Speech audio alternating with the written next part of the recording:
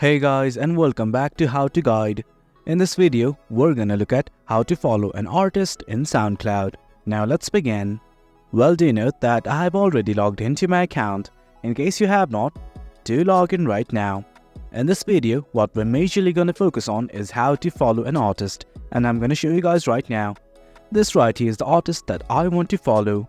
I'm simply gonna click on the artist name right here, and this page will open up. Well, as you can see, here are the songs, popular tracks and everything. But right now, we're not going to focus on that. Right here, next to the share button, here's a button like this that says follow. I'm simply going to click on it. And guys, there you go. You just followed an artist. In case you don't want to follow them, what you can do is click on this following button right here, and that will make sure that you unfollow them.